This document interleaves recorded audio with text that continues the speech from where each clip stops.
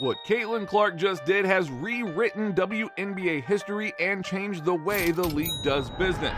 It is not an exaggeration to say that Caitlin Clark has changed the WNBA for good.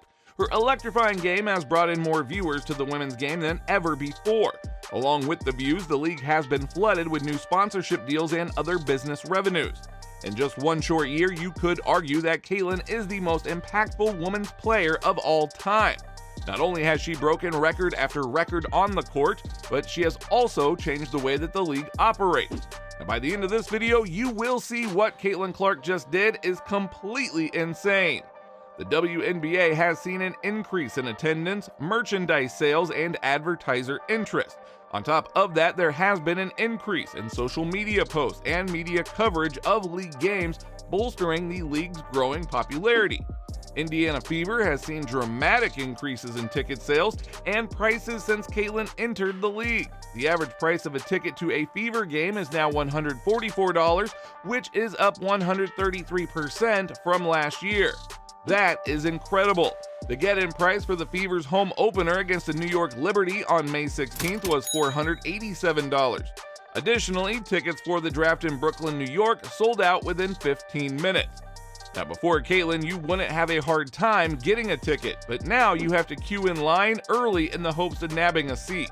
And what was even crazier was the fact that teams and resellers were jacking up prices for games against the Indiana Fever before Caitlin even made her debut. As a result, the WNBA recently signed a new media rights agreement and will be adding 4 new franchises in the upcoming years. Prior to Caitlin entering the league, the average resale ticket price was $50, but now it's $87.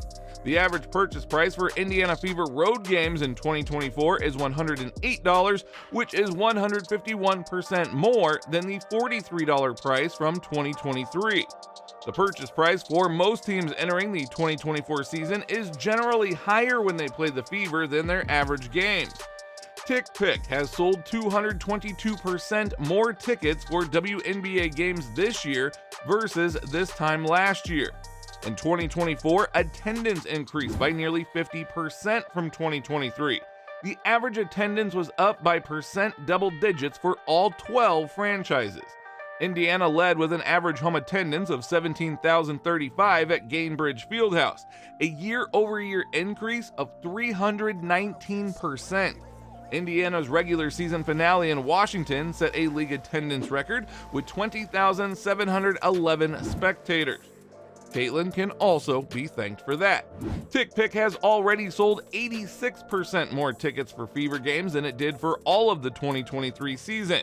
So clearly, Caitlin is the face of women's basketball, no matter how hard her haters try to deny that fact. As the saying goes, men lie, women lie, but numbers don't. And what the numbers are saying is that Caitlin's WNBA is completely different than the previous iteration. For the regular season, nationally televised WNBA games averaged 657,000 viewers, the highest audience in 24 seasons. Televised games with Caitlin Clark's Indiana Fever averaged 1.18 million viewers compared to 394,000 for all other games. 22 games averaged over 1 million viewers, 19 of which involved the Indiana Fever. The previous high had been in 1998 when 15 games averaged over 1 million viewers. Now, the ratings highlight of the season was the WNBA All-Star Game, in which the WNBA All-Stars defeated the U.S. Olympic team 117-109. The game aired live on ABC on July 20th and averaged a record 3.44 million viewers. By comparison, last season's All-Star Game, another primetime contest, averaged 850,000 viewers. So we should have seen this trend coming. Clark's selection with the #1 overall pick helped catapult the WNBA draft to record TV ratings. The 2024 edition of the event crushed the previous viewership record. An average of 2.45 million fans tuned into ESPN for the event, and the peak reached 3.09 million. That number marked a 4-fold increase from the 2023 draft, which averaged 572,000 viewers. The largest audience before 2024 came in 2004 when Taurasi was drafted #1 overall out of UConn. The 2004 draft averaged 601,000 viewers. So no wonder Taurasi took shots at Caitlin off the court. She was clearly jealous that Caitlin is taking over. The draft also became the most viewed WNBA event since 2000 when the Liberty played the Houston Comets in a May contest. Caitlin's highly anticipated WNBA regular season debut, perhaps unsurprisingly, broke ESPN's WNBA viewership records. Before this season, the WNBA had no game with more than 1 million viewers since 2008. The Indiana Fever rookie scored 20 points as 2.1 million fans watched across ESPN2, ESPN Plus, and Disney Plus. It was the most watched WNBA game on any ESPN platform in history. The Fever-Sun matchup peaked at 2.3 million viewers. This mark broke the previous record set on May 22, 2004, when Diana Taurasi played her second career WNBA game. So there goes another one of Taurasi's records. The most watched regular season game was between the Indiana Fever and Chicago Sky, with first-year WNBA rivals Caitlin Clark and Angel Reese. With Chicago defeating Indiana 88-87, the game aired on ESPN on June 23rd and averaged 2.35 million, the most watched WNBA game in 23 seasons.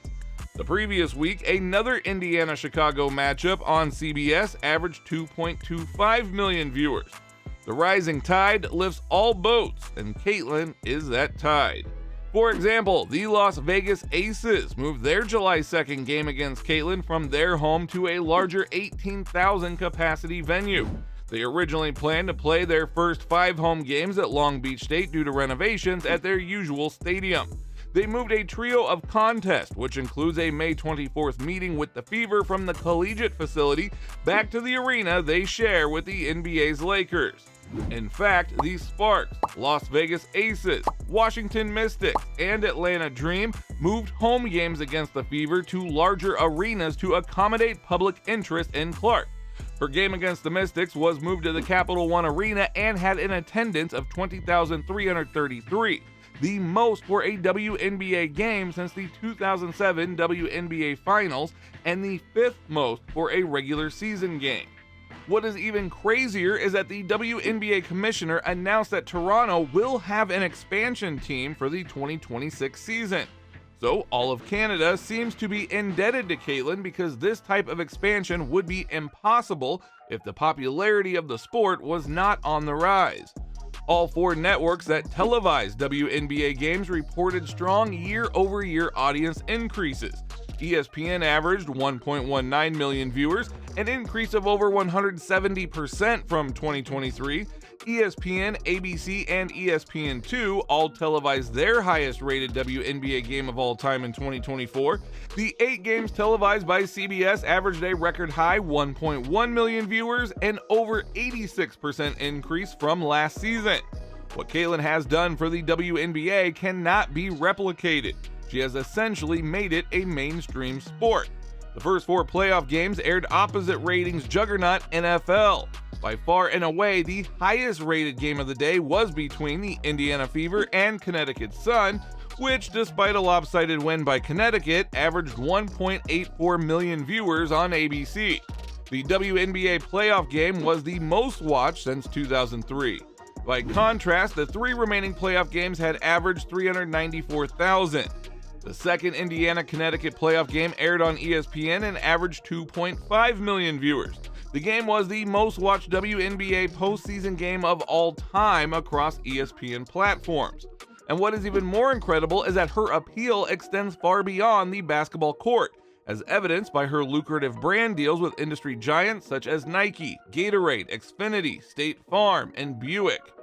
Glossier showcased their products by posting a reel of Caitlin's makeup application on Instagram, and Glossier saw a remarkable 71% increase in video views over the last 30 days.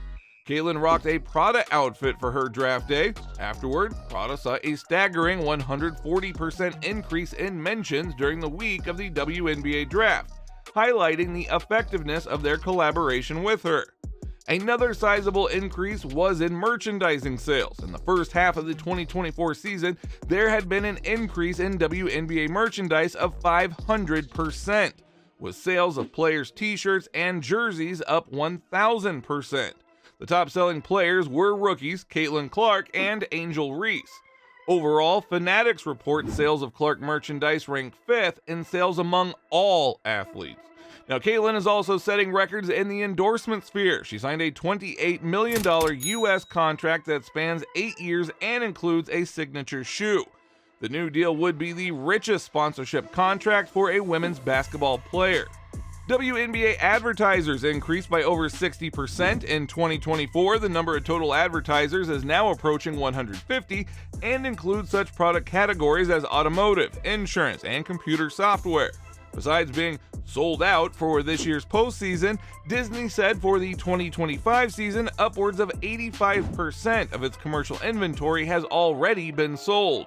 Since 2022, Disney's WNBA ad revenue had increased by 641%. Perhaps the biggest change was with the chartered flight. The WNBA commissioner unveiled a league-wide charter program for the 2024 and 2025 regular season.